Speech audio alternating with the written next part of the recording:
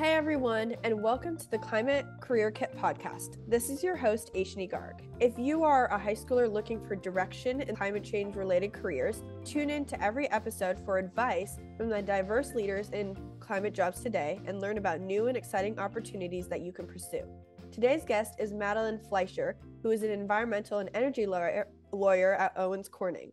We are so excited to have you for the fourth episode of the Climate Career Kit. Thank you so much for joining us. Glad to be here. Thanks for inviting me. So to start us off, how would you describe your job to a group of high schoolers? So basically, I'm a sort of specialized problem solver. So I, at least in my current role, I work for a company that makes a bunch of stuff. It's Owens Corning. They make insulation and roofing and sort of fiberglass-based materials. And what they're trying to do is to do that, responsibly within the bounds of all the environmental requirements and other requirements out there, but also to do it well, to deliver, what the customers need, and of course do it at a price point that works for folks. So what I do is I basically help navigate all the rules and regulations out there. There are a lot in the environmental world. Part of it is just sort of relatively mundane, I would say, of just knowing how things are supposed to work. And let's say you have a plant that needs a permit, and what are all the different requirements, and how do you get the permit, and things like that. But then there's also part of what I really like about my job is there's also a really proactive piece of knowing, we have a lot of really, I would say, robust aspirational goals in terms of environmental and sustainability targets and benchmarks of various kinds. So just trying to sort of help the business folks strategize about how to make those happen. And where sort of the trends are going of what is of concern to people environmentally, and obviously climate change and circular economy and lots of other things going on. And how do you, do what the company is trying to do, but really work within the regulatory framework that's out there today. Oh, yeah, that's really interesting. So what does like a regular everyday look like for you? So it's every day is different, which is part of the fun thing about the job. And it's partly every day is different because we cover a lot of geographic territory. And so we basically have a ton of manufacturing plants.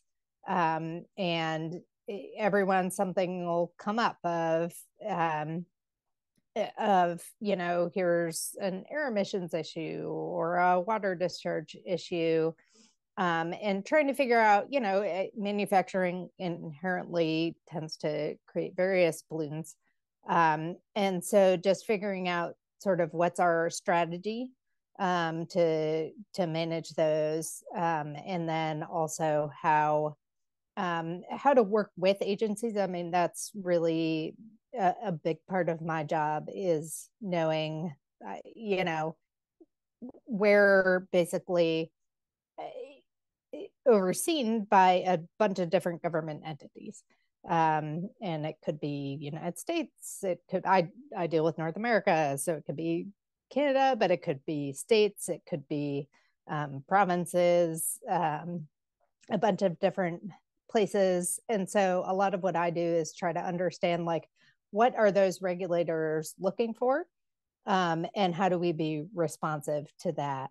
And so that's everything from just knowing what are the sort of biggest emerging concerns on the environmental side. These days, there's things like PFAS chemicals and greenhouse gases, there's a lot developing there in various places. And then environmental justice concerns are really coming up across a lot of jurisdictions as well. So my job is to understand that and then work with our business folks to basically help them nail down, like in a very practical way, okay, here is what our regulators are asking us to do, and here's how we accomplish that efficiently and smoothly. And yeah, I mean, in very concrete terms, it's a lot of time on the computer with emails and phone calls and things like that. But it's maybe more fun than it sounds. Yeah. So I am also very interested in pursuing a career in environmental law. And one thing that I am curious about, and I'm sure a lot of listeners are curious about, is what inspired you to pursue a career in environmental law?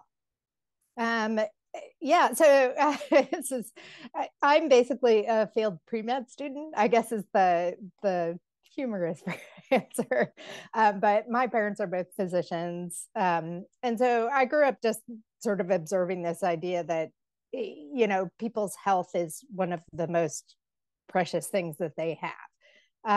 And I thought maybe, okay, my parents both love being doctors. Maybe I'll be a doctor. And I sort of started going down that pathway.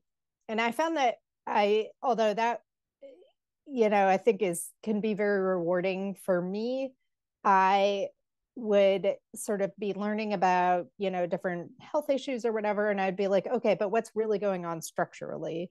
And that's, for me, that's where my mind goes of like, what is the system that we're working in? And, beyond the like day to day of like, here's what's wrong with me individually.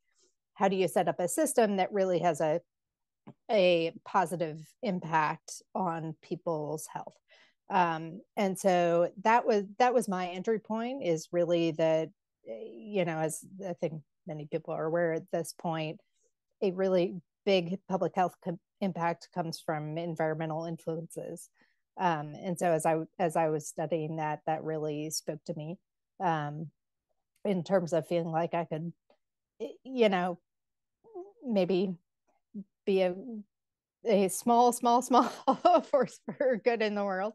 But also just have a chance to really be intellectually challenged in terms of trying to think about how we're setting up the rules of the road for how, economies and like everyday life works through environmental regulation in a way that you are, trying to manage those impacts and have it work for people in a way, that you have a, successful country or world or whatever it might be. Yeah, those are actually some of the same reasons why I want to pursue a career in any environmental field, honestly. But so what experiences were helpful to you as an environmental lawyer? So I think this podcast is great because I did not have a lot of sort of initial prep, I guess. I just figured I was something is interested and plunged in, but I do think that actually, just finding ways to do the work was really valuable to me.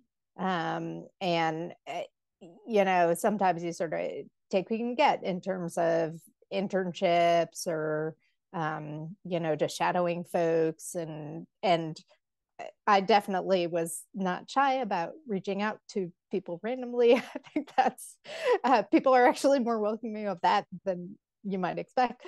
Because if you say, I think what you do is great and I want to learn more about that, then very few people will say, I think you're wrong. So that, I mean, I would say that was my approach, is just to figure out what I was interested in and just see who was doing exciting work in that area, and then figure out how I could get plugged in.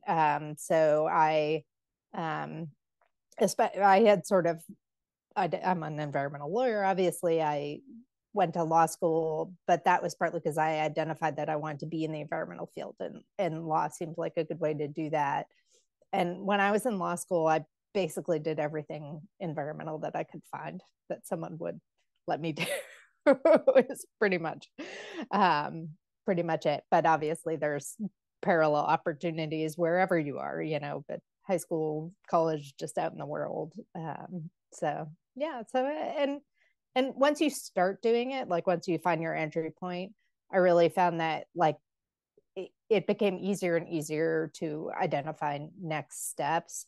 So that's my general advice to people is just go for it, start doing stuff, and you'll get more visibility, I think, into what comes next, even if you don't have the 10-year plan or 20-year plan or whatever worked out from the start. I honestly just started like cold texting people, like messaging them, trying to get people to respond to me. So I honestly did the same thing. So how does success look like in your job? Um, so for me, I think it's a lot about balance of, it's environmental concerns are part of the world, but not the only part of the world, obviously. So what I'm always trying to do um, is really partner with the folks that I work with, and I bring the environmental piece and the environmental knowledge, and I sometimes call my job being basically a translator of just helping folks who aren't in this sometimes very specific niche understand how it works, so that they can make good decisions. Right now I work in the private sector, so it's sort of business decisions about how to incorporate environmental considerations into what the company does. I've worked in a bunch of other different areas, but I think it all does boil down to just making sure people that know what their choices are and answering their questions about them and really supporting that. It's not everyone's cup of tea, but for me, I like that support role. Often lawyers are not like the decision maker, which I know some people want to be the decision maker, but I really like it when someone's like, thank you, that was helpful, and now I know what to do. So yeah, that's a good day. Yeah. So, since my audience is mostly high schoolers who may have a passion for environmental law, what advice do you have for them when they are considering a career in your field? Number one, I think, sort of following on my previous answer, don't be shy. Just go out and start talking to people, see what's out there. And particularly, I think like there's sort of the school version of the environmental stuff, which college professional school, I spent plenty of time in. But that can be very different from out in the real quote unquote real world. So I think it's good to try to get exposure to that, however it may look like, even while you're still in school, just so this podcast may be like 0.5% of that, but similar kinds of things, just to understand like what does this actually involve. And then I also would say that I think it's what's important to do is to, in the Shakespearean sense, know thyself. Like there's so many things you can do in the environmental world. For me, being a lawyer was a good fit because it works for me with like nothing to do with necessarily environmental issues in particular, but just the actual activities of being a lawyer are things I like. I like to read. I like to write. I'm like, in the spectrum of my skills, like I'm a stronger writer than I am other things.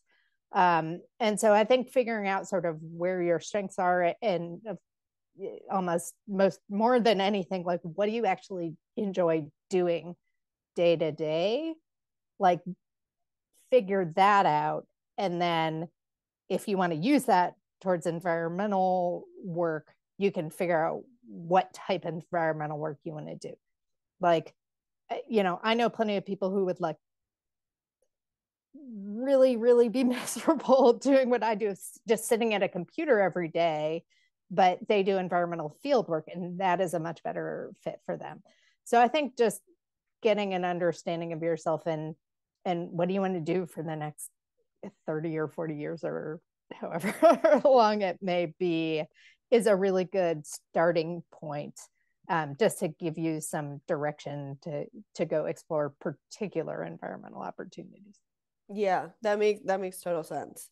So going off of the last question, are there any resources or opportunities that you know of that high schoolers can like participate in who are interested in environmental like careers just in general? Yeah, I mean, I think I actually didn't tap into this that well is part of why I say it, but like whatever, if you're a student, whatever sort of like career office or counseling office you have, I now in retrospect understand that those folks have access to a whole network of people of like, okay, whatever school I'm at, who are alums who are in the field that I might connect with, or what is the latest and greatest like LinkedIn group that I should be looking at. So I do want to sort of help other people do better than me and say that is worth going, making an appointment, going to the office and sitting down and saying, hey, I want to go in this direction. Who should I talk to? Where should I look? And then I do actually think that I'm not usually like an endorse particular places, I think, but I find LinkedIn pretty useful just in terms of it's where a lot of people who are active in the environmental world doing interesting things where they go, with their professional hats on. So I think going there and, just following and looking out for posts and resources from whoever you think is doing cool things. I mean, I think that you're just going to find a toehold in these worlds. But like once you see like, oh, this group or this company is doing such a cool thing. And then once you get sort of tapped into that dialogue, then I think it can be a lot easier to understand like, okay, here's who's doing what and where I might want to end up. And once you know, at least sort of in a general sense, like here is the kind of place I would like to work or the kind of thing I would like to do, then I definitely recommend like finding the people who are doing that and just like to go ahead and cold call. Some people will not respond and that's okay. I'm sure they're busy. But some people will. And I definitely actively try to do it for sure, just because that's it. How else are people going to access this stuff unless you take some time and talk to them about it? So I feel like that just find the place you want to be and then put yourself out there, and hopefully good things will come. I can't guarantee it, but hopefully. Yeah. Well, thank you for responding to me, and thank you for your time. And to all the listeners, make sure to tune in to the next episode of the Climate Career Kit with new episodes every other Sunday.